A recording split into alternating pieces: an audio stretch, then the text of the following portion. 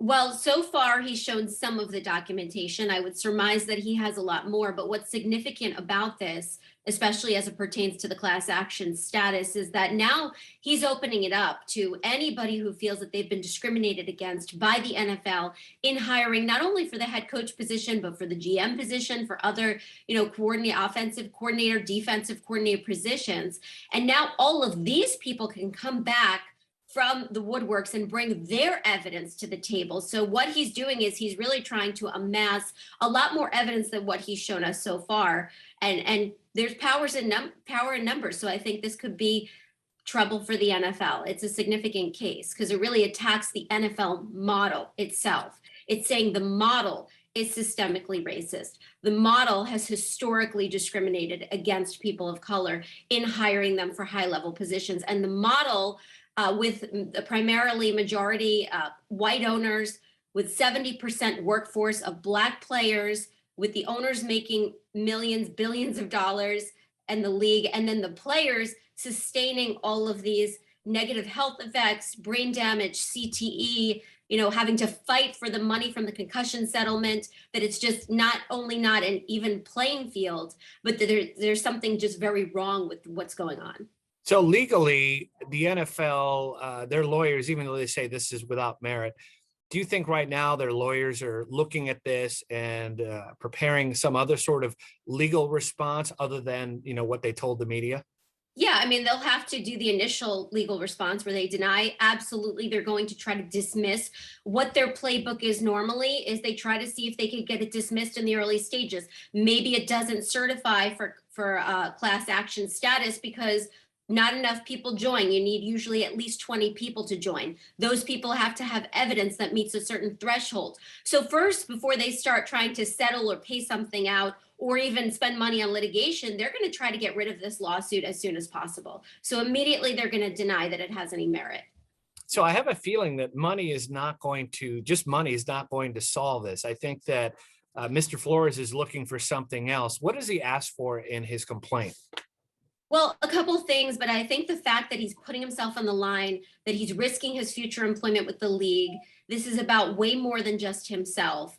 And besides, monetary compensation, which is always a part of it and could be a factor in settling if the pot is large enough, he's asking for injunctive relief. And he's asking for the court to literally force change on the NFL, to involve Black people in hiring decisions, to explain why one person's hired rather than another, to have a committee to source Black investors and owners of teams, to train players who might want to take on a larger role in management or coaching after their careers.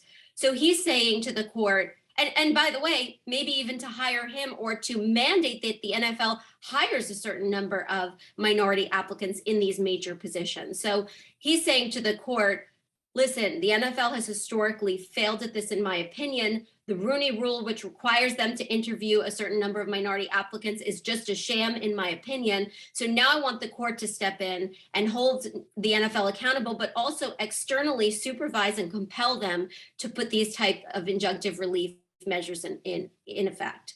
Amy, other coaches and other people have made these allegations before. What makes this different? First of all, it's being released on the run up to the Super Bowl. That's different. It's getting a lot of media attention, but legally, what makes this different? Well, the fact that it's a head coach, I think, is prominent. We haven't seen that before. And the fact that other coaches are mentioned with a lot of specificity in the complaint shows that there may be some sort of cooperation going on behind the scenes. It hasn't been confirmed yet, but one would think that these other high-level coaches may not want to be mentioned in the complaint. And if you're going to go for class action status, you have to think that there are at least a few people that are going to join you before you're going to go out on such a large platform and make these claims. So I think there may be an effort behind the scenes by a lot of coaches to come together and try to hold the league accountable, who have been frustrated with their loss of opportunities or their inability to secure some of these high-level positions. And obviously, based on the complaint, they feel that that's based on race and not qualification. If it's indeed true that Stephen Ross texted the coach about throwing games, and he has evidence of that, that's a whole different matter, isn't it? Yeah, I think the evidence is critical here. But if there are text messages, like you say, and he's accusing Steve Ross of offering him $100,000 per game to basically fix these games. That would be bribery. That would be fixing the sporting events. And that's actually a federal crime that could carry prison time. And it could be grounds to try to have him removed of his ownership rights. So it will all come down to whether or not there's evidence and that's provable in a court of law.